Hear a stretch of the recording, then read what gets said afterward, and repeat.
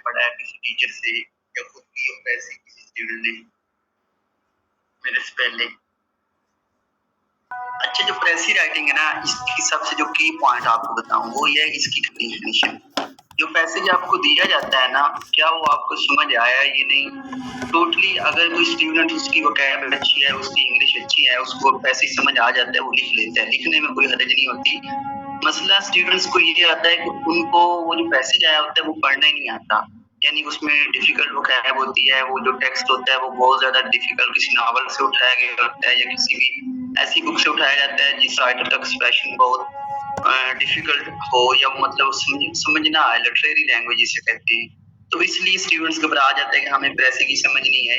जब एक चीज आपको समझ नहीं आती, एक पैराग्राफ आपके सामने है या एक पैसेज आपके सामने है, जब आपको समझ नहीं आता तो आपने फिर उसको कंप्रीहेंड कैसे करना है, फिर अपनी वर्डिंग में लिखना कैसे है।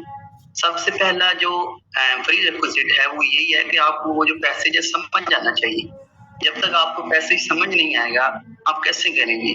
ऐसे ही है ना बच्चों। स्टूडेंट्स आप जब ऐसे करते हैं तो जो आपके सामने पैसेज आता है आपको 100% समझ आती है उसकी, 80% तक या नहीं आती? क्या क्या मतलब इशू आता है जब आप प्रेसी कर रहे होते हैं? सबसे नीचे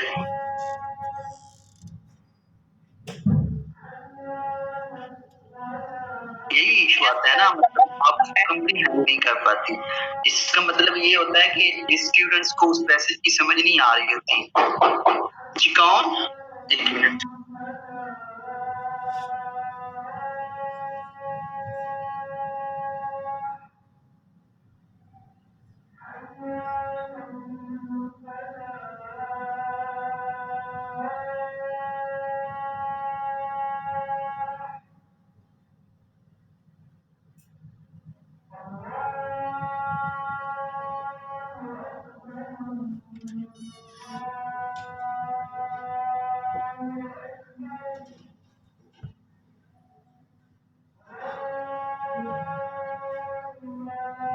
अच्छा बच्चों देखिए, तो जो प्रीरिक्विजिट है प्रेसी को करने के लिए वो सबसे पहले ये है कि आपकी इंग्लिश अच्छी होनी चाहिए, आपकी कंप्रीहेंशन, आप एक पैसेज को समझें। उसके बाद ये जो प्रेसी राइटिंग में रूल्स हैं, जब आपको समझ आ जाता है तो इनको फॉलो करना होता है। ये जो आपके सामने लिखा है, the word precis comes from the Latin word precis and the French precis which means abrupt, abridged, part of a shorten. Precis का क्या मतलब होता है बताएं बच्चों? आपके सामने लिखा हुआ है प्रेसी। प्रेसी का मतलब होता है कि किसी चीज को अप्राइज करके शॉर्ट फॉर्म इजी है, डायरेक्ट वे। एक्चुअली ना ये लैटिन वर्ड है जो प्रेसिस और फ्रेंच वर्ड है प्रेसी, उधर से ये वर्ड इंग्लिश में आया है। इसका मतलब यही होता है कि जो चीज आपके सामने दी जाए आपने उसको मुख्तसर करना है, शॉर्ट करना है। मुख्तसर क्या चीज करनी होती है? वही आइडियाज जो इतने ज्यादा इम्पोर्टेंट ना हो उनको आप कट ऑफ कर देते हैं, और वही जो आइडियाज ज्यादा इंपॉर्टेंट हो, जो लगते हैं कि जिस पर आपका थीम बेस कर रहा है, आपकी प्रेसी बेस कर रही है, उनको कट ऑफ नहीं करना होता। तो उसके लिए चंद प्रिंसिपल हैं। प्रिंसिपल से पहले आप इसके स्टेप समझें। स्टेप्स नजर आ रहे हैं? प्रिंसिपल्स बाद में बताता हूँ प्रेसी के कौन कौन से प्रिंसिपल आपने फॉलो करने हैं। ये स्टेप्स देखें। तो आपके सामने प्रेसी आई है, आपने उसको देखना है, पढ़ना है कि क्या आपको समझ आती है ये नहीं आती।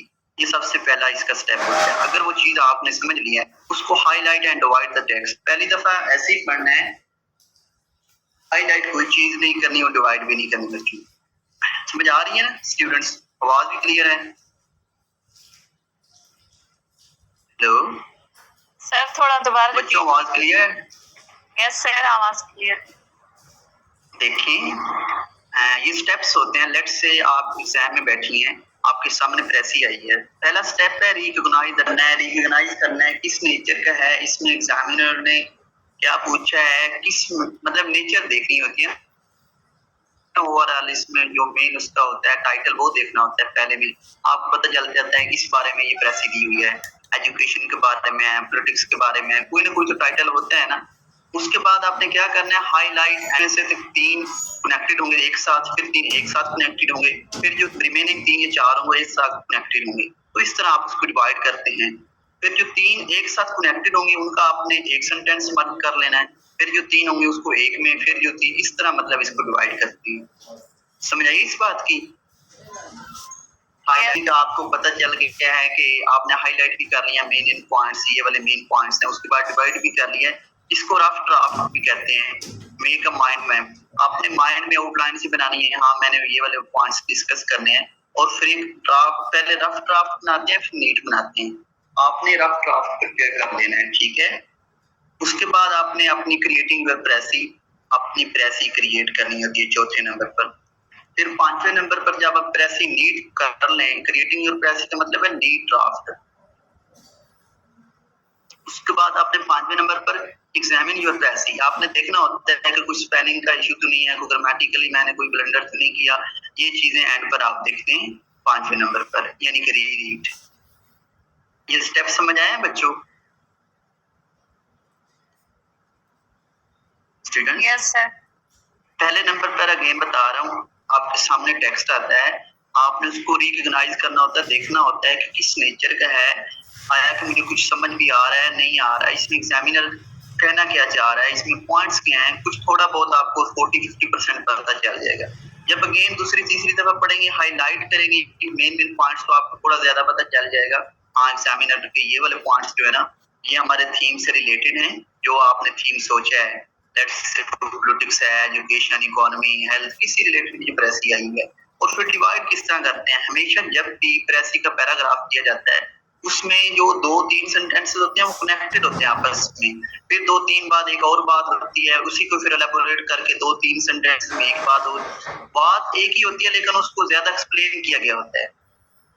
आपको मैं फर्क बता देता हूँ प्रेसी और कम्प्रीहेंशन में। प्रेसी का पैसे दिया जाता है ना, इसमें बात को फ्लावरी और ज्यादा बढ़ाकर फ्रेजोलॉजी यूज की जाती है, मतलब ज्यादा बड़े बड़े फ्रेजेस और इस तरह के फ्लावरी राइटिंग, हालांकि बात छोटी सी होती है, सिंपल सी होती है। लेकिन जो कम्प्रीहेंशन का पैसे दिया जाता है ना, उसमें बातें बहुत सारी होती है, उसको ऑलरेडी शार्ट करके दिया जाता है ताकि हम उसमें से फाइंड आउट करें चीजें। इन दोनों की जो नेचर होती है ना पैसेजेस की, वो अपोजिट होती है। ये जो होता है ये पहले इतना ज्यादा एक्सप्लेन कर दिया जाता है, इसमें कैपेसिटी दी जाती है ताकि इसको शार्ट किया जा सके। और जो कम्प्रीहेंशन का पैसेज होता है वो पहले इतना शॉर्टेन होता है कि उसमें से चीजें, उसके अंडरलाइन मीनिंग हमने ढूंढने होते हैं, एग्जामिनर क्वेश्चन में पूछ रहा होता है। समझ आए इन दोनों में से डिफरेंट स्टूडेंट्स? Yes sir. दोनों की नेचर डिफरेंट होती है, हालांकि इस तरह नहीं होता जो बीए में होता है कि इस पैसेज की कम्प्रीहेंशन भी करें और पैसे भी बना दें। वो हमारे एग्जामिनेशन सिस्टम में बहुत ज्यादा ब्लंडर हैं और बहुत ज्यादा लूप होल्स हैं, जिसकी वजह से ये सिस्टम मतलब बना हुआ है। और जो सीएसएस जो स्टैंडर्ड एग्जाम है इसमें अलग-अलग दी जाती है, प्रेसी अलग होती है और कम्प्रीहेंशन अलग होती है।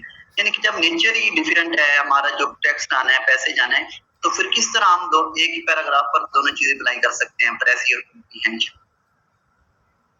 समझ आइए बच्चों ये बात? जी सर।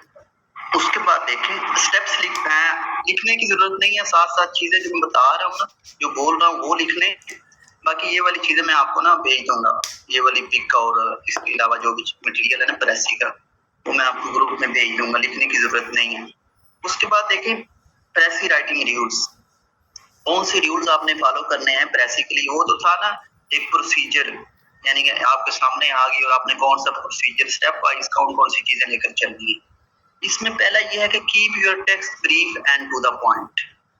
इसका मतलब क्या स्टूडेंट्स बताएं, तो एक स्टूडेंट बताए keep your text brief and to the point.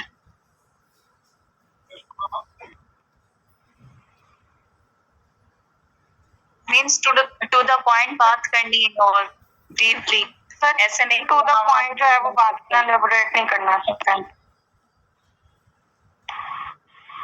इस तरह है कि लेट्स से प्रेसी जो होती है ना, कुछ स्टूडेंट्स क्या करते हैं, जिस तरह कम्प्रीहेंशन में अपने से बातें लिख लेते हैं, एग्जांपल वगैरह चीजें डाल लेते हैं, इसमें क्या स्टूडेंट ऐसे ही करते हैं, 2-3 बातें उधर से ली, जो उनके माइंड में अपना नॉलेज होता है उस चीज के बारे में, वो हाँ अपनी तरफ से कुछ ऐड नहीं करना, गुड शाबाश, वो क्या करते हैं वो ऐड करने लग पड़ते हैं। हालांकि जो पैसेज एग्जामिनर ने आपको दिया, आपने तो वही देखना होता है, उसी को शार्ट करना होता है।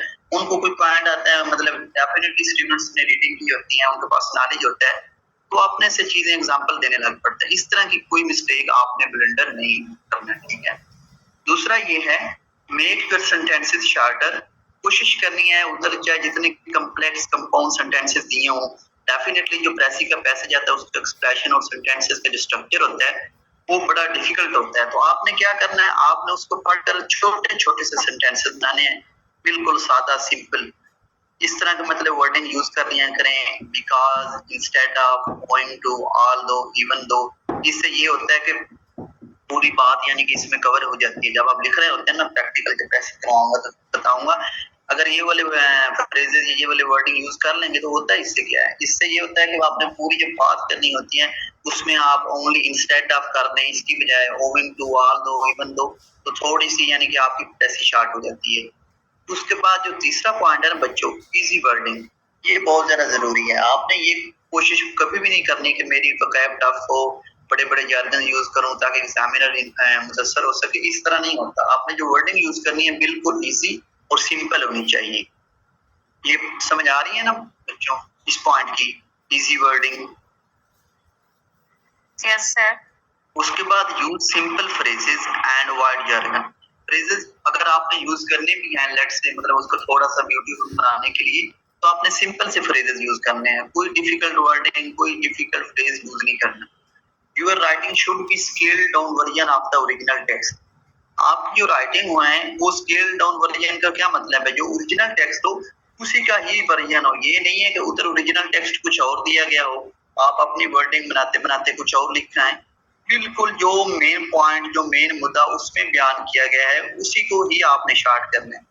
Complete with accurate facts and numbers. Let's say उधर कुछ फैक्ट्स दिए गए हैं, नंबर्स दिए गए हैं, बिल्कुल एज इट पुट करने हैं। प्रेसी का मतलब सिंपल ये होता है कि उस बात को मुख्तसर करना है, अपने में से कुछ ऐड नहीं करना, अपने में से कुछ काटना नहीं है। वो पॉइंट्स जो इम्पोर्टेंट हो सिंपल उसी को आपने उस बात को, एक बड़ी बात को छोटी सी बात करके लिख देना है। सिंपल इसको प्रेसी कहते हैं। उसके बाद बच्चों देखें, keep the most important points of the text intact. ये नहीं करना कि उसमें से 2-3 बातें बहुत अहम थी, जो उनका मेन थीम था हमारी प्रेसी का, तो आप उसको ही कट ऑफ कर देते हैं। इस तरह नहीं करना। वो जो मेन पॉइंट्स होते हैं वही जो आपकी प्रेसी होती है, 2-3-4 सेंटेंसेस, अगर आप उनको ही डिस्कस नहीं करते तो आपकी प्रेसी फिर भी अधूरी है।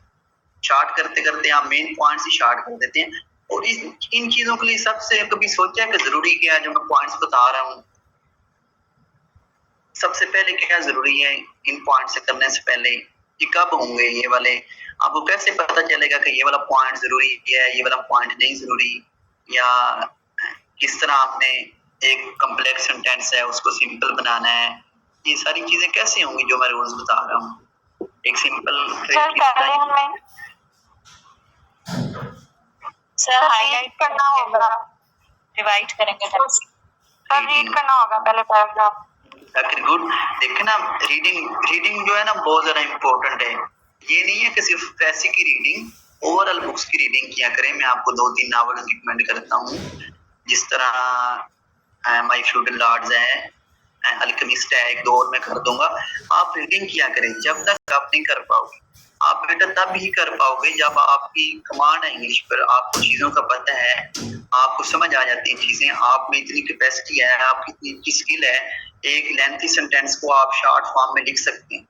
ये चीजें तभी होती हैं जब आपकी इंग्लिश ओवरऑल अच्छी हो। तो इसलिए मैं ग्रामर पर ज्यादा फोकस करता हूँ ताकि बच्चों की ग्रामर अच्छी हो। जब आप ग्रामर अच्छी हो जाती है, आपकी रीडिंग अच्छी हो जाती है, ये चीजें आप खुद ही कर लेते हैं। ये चीजें हालांकि मैं बता रहा हूँ, मैं ना भी बताता, आप कहीं यूट्यूब से देख लेते, आप कहीं किसी दोस्त से पूछ लेते, इतनी चीजों का तो खुद भी पता चल जाता है। प्रेसी इस तरह करनी है। प्रेसी टीचर क्या है, टीचर ने बस ये दाल लगाया हुआ है, हमने बच्चों को प्रेसी भी करा दिया जी, ऐसे भी करा दिया, ये सारी चीजें। असल में बच्चों की अपनी मेहनत होती है जो कर रहे होते हैं ना, टीचर का कोई कमाल नहीं होता। टीचर तो सिंपल बता रहे होते हैं ये चीजें कैसे करनी है। असल में करना किसने है, स्टूडेंट्स ने करना है, आप लोगों ने खुद करना है, अपनी इंग्लिश अच्छी करनी है। हाँ, ग्रामर एक ऐसी चीज है जो डिफरेंट बुक्स में मतलब ग्रामर से पढ़ी करेंगे, इनको थोड़ा सिंपल करने के लिए टीचर का रोल होता है। वो डिफिकल्ट स्ट्रक्चर उन चीजों को देखकर एक सिंपल फॉर्म में बच्चों को ग्रामर समझा दे, इसमें किसी हद तक टीचर का रोल होता है। ओवरऑल टीचर का कोई रोल नहीं होता। ये चीजें स्टूडेंट्स अगर खुद प्रैक्टिस करें तो घर बैठकर कर सकते हैं। हाँ जी आयशा पूछें। You are going to be a PC maker, आपने पीसी मेकर बनना है और आपके सामने बड़े बड़े ना केसेस आते हैं। उन केसेस को देखकर आपने उसको मुख्तसर करके लिखना होता है। कभी आपको लिखना पड़ता है, एक लेटर है उसको लिखना पड़ता है शॉर्ट फॉर्म में 2-3 सेंटेंसेस में। असल में ये स्किल इसलिए चेक की जाती है, आप जब प्रैक्टिकल फील्ड में होते हैं ना तो आपको बहुत लेंथी चीजें होती हैं, उनको 2-3 सेंटेंसेस में लिखकर आगे फॉरवर्ड करना होता है। तो ये स्किल इसलिए मैटर करती है। एग्जामिनर देख रहा होता है इसमें कितनी एबिलिटी है। हालांकि एक बुक होती है, आप बुक पढ़ते हैं उसके बाद मैं आपको कहता हूँ इसका खुलासा बता दें, इसका मतलब आप अच्छी एबिलिटी है, आपने पूरी बुक पढ़ी है, उसमें से आपको पता है ये वाले मेन पॉइंट्स थे, आपने वो निकाल लिए, आपने 1-2-3 पैराग्राफ में पूरी बुक का ओवरव्यू दे दिया, एनालिसिस दी थी। ये स्किल देखी जाती है। आपकी अगर रीडिंग स्किल अच्छी है, आपने बुक्स पढ़ी हैं, तो एक बुक को 2-3 पैराग्राफ में बयान करने की स्किल को ही प्रेसी कहते हैं। वो पूरी बुक की प्रेसी हो जाती है, ये एक पैराग्राफ होता है उसकी प्रेसी होती है। फर्क बस इतना ही है, मकसद ये होता है। ठीक है कि आपको आपने जाना है तो आपको उधर ये वाली चीज बैकअप कर सके। ठीक है, तो बता रहा था कि टीचर का कितना कोई किरदार होता है। हाँ, बाकी आप प्रैक्टिस करें, उसके बाद मुझे चीजें दिखाएं या किसी भी टीचर को दिखाएं, वो देखेगा कि बच्चा किस लेवल पर आ रहा है। 70% इसकी चीजें ठीक है, 80%, 90% बच्चे की कितनी स्ट्रगल कर रहा है। चीजें इवेल्युएट करने के लिए टीचर का रोल होता है और चीजों को बताने के लिए। बाकी जितनी भी मेहनत होती है वो स्टूडेंट्स की अपनी होती है। उन्होंने खुद रीडिंग करनी होती है, खुद एक्सप्रेशन पर काम करना होता है और खुद चीजें, यानी जब तक आप प्रैक्टिस नहीं ना करेंगे, रीडिंग नहीं करेंगे, फिर राइटिंग प्रैक्टिस नहीं करेंगे और फिर किसी अच्छे टीचर से उन चीजों को वैल्यूएट नहीं करवाएंगे, तब तक आपके ये सारे मसाइल रहने हैं इंग्लिश के। ये मेरे से आज इकबाल हैं, जो स्टूडेंट्स इधर न्यू है मेरे सेशन में और जो पहले स्टूडेंट्स हैं, जब तक आप रीडिंग नहीं करेंगे, देन आप खुद राइटिंग नहीं करेंगे और उसके बाद एक टीचर को दिखाएंगे नहीं, 3 चीजें नहीं करेंगे तो इंग्लिश ठीक नहीं होनी। रीडिंग, राइटिंग और फिर उस राइटिंग के बाद किसी को दिखाएं भी, सर ये है मेरा पैसेज। ये ना हो कि आप चीजें लिख के वो चीजें गलत आपकी मेमोराइज हो जाए और गलत ही याद हो जाए, तो इससे भी ज्यादा नुकसान होता है। उल्टा आप चीजों को देखा भी करें कि ये चीज ठीक है गलत है। अगर खुद नहीं पता चलता तो किसी टीचर को भेज दिया करें ताकि वो देखे हाँ इस बच्चे में ये मसाइल है, तो वो आपको डायरेक्शन दे देगा। समझ आइए बच्चों। ओवरऑल मैं एक और प्रेसी का आपसे शेयर करता हूँ, 1 मिनट।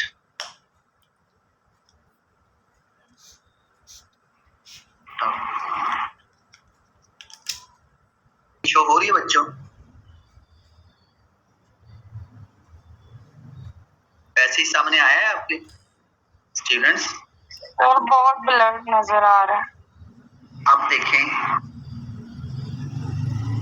ये रूल्स ऑफ प्रेसी राइटिंग बच्चों नजर नहीं आ रहा? जी सर आ रहा है अभी। ठीक है, देखिए रूल्स ऑफ प्रेसी राइटिंग अगेन देखें। इसमें आपने करना क्या होता है, read the given passage carefully at least 3 times.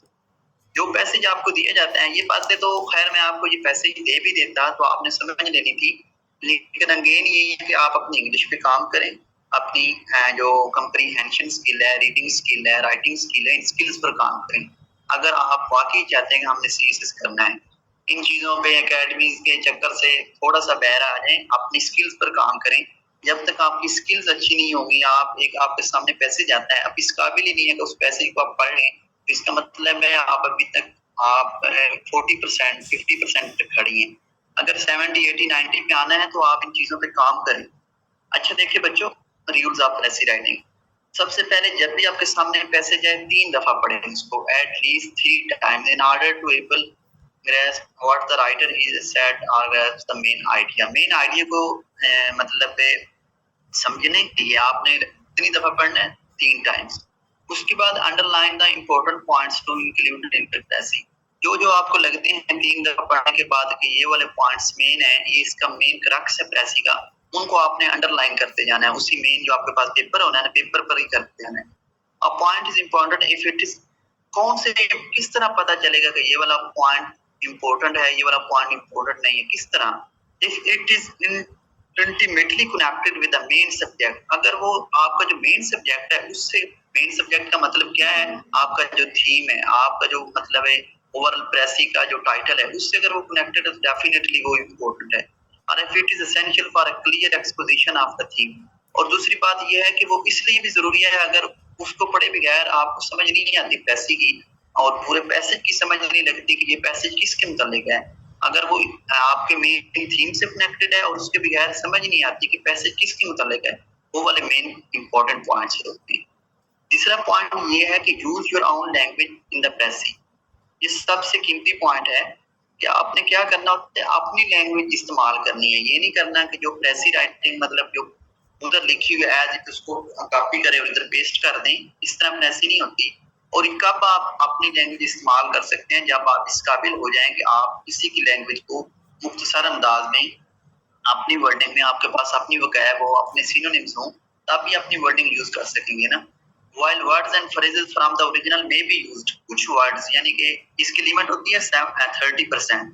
30% जो वर्डिंग होती है वो आप ओरिजिनल टेक्स्ट की भी यूज कर सकते हैं। जो प्रेसी का टेक्स्ट होता है ना, ओरिजिनल पैसे दिया जाता है, उसकी 30% वर्डिंग आप यूज कर सकते हैं। लेकिन ये नहीं है कि एज इट सारा सेंटेंस उधर से उठाकर इधर लिखते, इस तरह नहीं करना। और इस तरह भी नहीं करना कि पूरा पूरा सेंटेंस उधर इम्पोर्टेंट और उसको आप कट कर दिए। ये बात याद रखनी है। चौथा पॉइंट बच्चों ये है, द पैसेज शुड बी रफली 1/3। ये तो आपको पहले भी पता होगा कि जो पैसेज होती है जो हमेशा 1/3 होती है ओरिजिनल पैसेज की। बच्चों पता है ना इस पॉइंट का? हेलो स्टूडेंट्स, सो तो नहीं गए? जी सर बिल्कुल पता है। हाँ, पैसेज शुड बी रफली 1/3 ऑफ द ओरिजिनल पैसेज। ये 1/3 होनी चाहिए। Always prepare rough draft. ये पहले भी मैंने बताया है कि जब भी आप प्रेसिंग करने लगे तो उससे पहले आपने रफ ड्राफ्ट प्रिपेयर करना है। उसमें वर्ड्स आपने काउंट हैं 1/3 है या नहीं है। अगर ज्यादा आ रहे हैं रफ ड्राफ्ट में तो उसको मजीद शॉर्ट कर लें। ठीक हो गया। उसके बाद examples, illustrations and comparison should be left out of the press. कभी भी कोई एग्जांपल, फॉर एग्जांपल उन्होंने प्रेसी दी है, उसमें उसने एग्जांपल दी हुए हैं उसको एलेबोरेट करने के लिए, आपने वो डिस्कस नहीं करनी होती। इलस्ट्रेशन, कंपैरिजन कोई दो चीजों को दौरान दिया गया उसको भी आपने नहीं लिखना होता। ये चीजें आपने अपनी ओरिजिनल जो होती है प्रेसी है, जिसको नीट ड्राफ्ट कहते हैं, उसमें आपने पुट नहीं करना। उसके बाद क्या लिखा हुआ है, figure of speech should be removed and the ideas expressed in a clear. यानी कि कुछ इस तरह की फ्लावरी लैंग्वेज यूज हुई होती है उसको भी रिमूव कर देना है। उसके बाद जो आइडियाज होने हैं उनको क्लियर और डायरेक्ट लैंग्वेज में, जिस तरह मैं पहले बताया, सादा, क्लियर और शॉर्ट सेंटेंसेस बनाने हैं आपने। उसके बाद your own comments on, your होना था, यो नहीं होना था, your own comments on ideas of the precis are absolutely forbidden. इसका मतलब है कि जो आपके अपने कमेंट, सर आपने क्या बताया, एग्जाम्पल वगैरह जो होंगे उनको ऐड नहीं करना? एग्जाम्पल, इलस्ट्रेशंस, कंपैरिजन, इनको ऐड नहीं करना। जब प्रेसी लिख रहे होते हैं तो जो ओरिजिनल टेक्स्ट होता है ना प्रेसी का दिए, उसमें एग्जाम्पल दी होती है एग्जामिनर ने, इलस्ट्रेशन, कंपैरिजन, बात को बढ़ाने के लिए एम इधर से करेगा, फिर उसको आने के बाद एक ही होती है, उसको 2-3 दफा करेगा एक स्ट्रक्चर चेंज करके। तो आपने अपनी स्किल को यूज करते हुए इस तरह की चीजों को कट ऑफ कर देना है, शॉर्ट कर देना है। ठीक हो गया बच्चों, समझ आइए इस पॉइंट की? Yes sir. स्टूडेंट्स इस पॉइंट की समझ आइए, एग्जांपल, इलस्ट्रेशन जी जी सर, क्लियर है सर। ठीक है, गुड। उसके बाद आपके जो अपने कमेंट्स होते हैं ना, मैं पहले भी बताया है कि आपका दिल करता है, आपके पास नॉलेज होता है उस पैराग्राफ के मुताबिक, आप अपने कमेंट्स देने लग पड़ते हैं। इस तरह का कुछ भी नहीं करना, चाहे आपके पास आया नॉलेज है या नहीं है, आपने कभी भी अपने पास से एक वर्ड भी नहीं लिखना जो उस प्रेसी में डिस्कस ना किया गया। Do not express any opinion favorable or unfavorable। कोई भी ऐसा ओपिनियन नहीं एक्सप्रेस करना जो आपका अपना हो about the ideas in the original passage। उन आइडियाज के मुतालिक जो ओरिजिनल पैसेज में दिए गए। ये समझ आइए इस पॉइंट की? स्टूडेंट्स इस तरह करते हैं, इसलिए मैं ये बता रहा हूँ कि अपना कोई कमेंट, अपना कोई आइडिया, कोई चीज भी आपने से नहीं लिखनी। जो पैसे में चीज बताई गई है उसी को ही मुख्तसर करना है। Be very careful about the language you right. मतलब सिंपल सी बात है, आपका जो एक्सप्रेशन है, आपकी जो लैंग्वेज है, ग्रामर और ये स्पेलिंग, ये चीजें भी देख। इंग्लिश ज़ाहिर बात है, इंग्लिश का पेपर है, आपकी ग्रामर भी एग्जामिनर देख रहा होगा, स्पेलिंग भी, एक्सप्रेशन भी, इनको आपने सादा रखना है, बिल्कुल छोटे छोटे सेंटेंसेस बनाने हैं ताकि मिस्टेक्स मिनिमम हो या ना हो। ठीक है, ग्रामर आपने अच्छी वाली यूज करनी है, यानी कि कोई मिस्टेक नहीं करनी सब्जेक्ट को आपकी, या जिस तरह का ब्लंडर नहीं करना, और जो स्पेलिंग आपको आती हो इजी हो वो यूज करनी। समझ आइए बच्चों इस पॉइंट की? जी सर। यस सर, अच्छा, क्लियर। उसके बाद देखें, see that your Prezi is a piece of readable English and that ideas can be understood even by a person who has not gone through the original। इसका मतलब ये है कि आपका जब प्रेसी सामने आ जाए, उसके सामने वो ओरिजिनल टेक्स्ट ना भी हो ना, सिर्फ आपकी प्रेसी सामने हो जो आपने की है, उसको पता चल जाए कि इसमें ये बात हो रही है। ये ना हो कि आपकी प्रेसी देखे और फिर ओरिजिनल टेक्स्ट पर जाए उसमें क्या बात हो रही थी। इस तरह आपकी प्रेसी इतनी अच्छी होनी चाहिए, रीडेबल इंग्लिश, और इतनी आसान होनी चाहिए कि जब एग्जामिनर देखे उसको ओरिजिनल टेक्स्ट की जरूरत ना पड़े। आपकी प्रेसी देखे और देखे हाँ ये इसका ये थीम है और इस बच्चे ने ये बात की है, ठीक है, ग्रामर भी ठीक है, स्पेलिंग भी इजी, वर्डिंग है, इतनी अच्छी होनी चाहिए। उसके बाद अगर प्रेसी शुड बी कनेक्टेड होल, इसका क्या मतलब है? स्टूडेंट्स करते हैं इस तरह से हैं कि दो सेंटेंसेस ऊपर से उठाए, एक बीच में से छोड़ दिया शार्ट करने के लिए, फिर उठाए फिर छोड़ दिया, वो अधूरी सी प्रेसी होती है, मतलब आपस में आइडियाज कोहेरेंस नहीं होती, कनेक्टेड नहीं होते। इस तरह कुछ भी नहीं करना। प्रेसी का मतलब यही होता है एक आप पैराग्राफ लिख रहे हैं, और जो पैराग्राफ के असूल होते हैं वो यही होता है, सबसे पहले टॉपिक सेंटेंस होता है, फिर उसको आप एक्सप्लेन कर रहे होते हैं, उसके बाद एविडेंस दे रहे होते हैं, फिर आप कंक्लूड। इसी तरह यहाँ आपने प्रेसी वाला पैराग्राफ भी लिखना होता है, और जो आपको ओरिजिनल प्रेसी दिया जाता है वो भी इसी फॉर्मेट पे ही होता है। वो कोई और फॉर्मेट नहीं होता कि उसमें कोई और फॉर्मेट होना, उसमें एविडेंस नहीं होने, या उसमें एक्सप्लेनेशन नहीं होनी, या उसमें टॉपिक पॉइंट नहीं होने, because it is also extracted from the original text. जब भी ओरिजिनल टेक्स्ट लिखा जाता है वो इसी फॉर्मेट पे लिखा जाता है जो स्टैंडर्ड रूल है पैराग्राफ का। सबसे पहले टॉपिक सेंटेंस, उसके बाद उसको एक्सप्लेन किया जाता है, फिर एविडेंस दिए जाते हैं, फिर कंक्लूड किया जाता है। जो आपका प्रेसी वाला पैराग्राफ हो वो भी इसी फॉर्मेट पे ही होना चाहिए, टॉपिक सेंटेंस, उसके बाद उसको थोड़ा सा आपने, ये आप कहेंगे कि सर ये तो पैराग्राफ होगा वो प्रेसी होगी, मैं आपको जब प्रैक्टिस करवाऊंगा बेटा तो एज इट ही फॉर्मेट वही होता है और एज इट ही फॉर्मेट आपने फॉलो करना होता है। क्लियर हुआ पॉइंट ये वाला? जी सर। उसके बाद ये नहीं करना कि आपने बड़ी बात अगेन कह रहा हूँ तो उधर डिवीजन बहुत ज्यादा होती है, यानी छोटे छोटे आपने डिवाइड करके, इस तरह ना लगे कि आपके प्रेसी में दो बातें और हो रही हैं, फिर कहीं और निकल गए हैं, फिर कोई और हो रही है, बल्कि एक प्रॉपर क्लियरेंस होनी चाहिए आपकी प्रेसी में भी। उसके बाद 10 number, do not use the direct form of speech.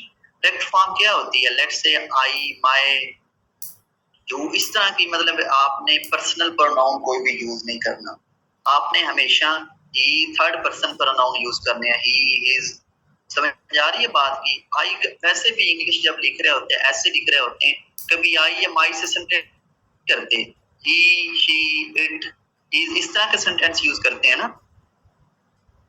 Yes sir. बच्चों बताएं, जब भी आप पैराग्राफ लिख रहे होते हैं या कोई ऐसे लिख रहे होते हैं, ये बिल्कुल अलाउ नहीं है कि आप आई से स्टार्ट करें, माई से, बिकॉज इसको कहते हैं फर्स्ट पर्सन प्रोनाउन और पर्सनल प्रोनाउन।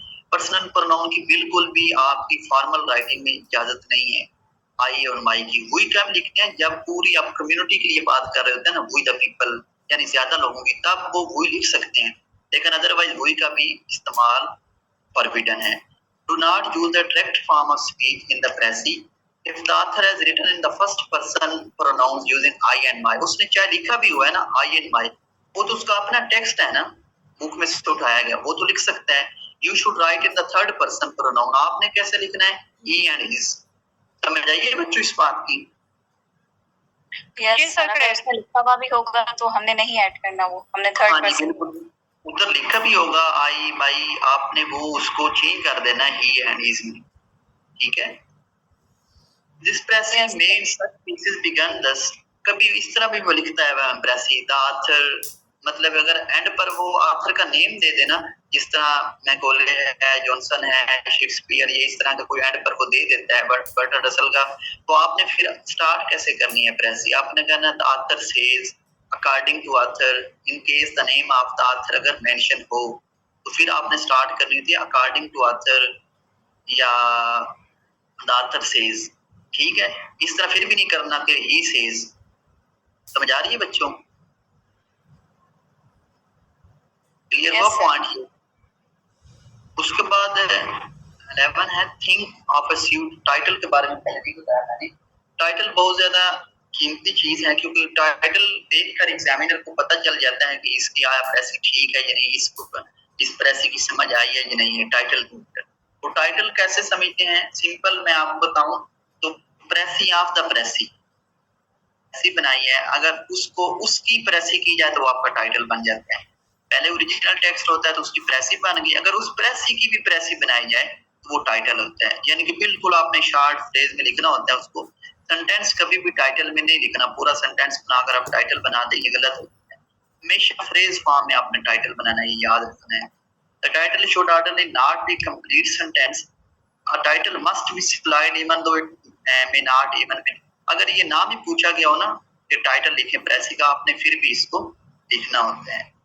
टाइटल बेटा सिंपल यही होता है कि जो आप प्रेसी कर रहे होते हैं तो आपको समझ आ जाती है कि आया कि किसके मुतालिक ये प्रेसी है, इसका टॉपिक सेंटेंस क्या है, एजुकेशन के बारे में है, पॉलिटिक्स के बारे में है, या उसके अलावा इकोनॉमी के बारे में है, या कल्चर के बारे में है, हिस्ट्री के बारे में है, किसी पर्सनैलिटी के बारे में है, कोई भी मतलब प्रीवियस पेपर में जो आए हैं, तो आपने उसी को ही फ्रेज फॉर्म में लिख देना होता है।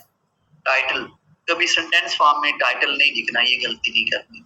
उसके बाद एंड पर indicate the number of words in your precis at its end. फिर आपने देखना होता है कि इसको ओरिजिनल लेट्स से 3 वर्ड से, तो आपने कहना है कि मैंने 100, ये जरूरी नहीं होता कि आपने बिल्कुल 100 ही लिखने हैं, इससे कम भी हो सकते हैं, 10 वर्ड 10 ज्यादा भी हो सकते हैं। 90 से लेकर 110 यानी 110 तक आप नहीं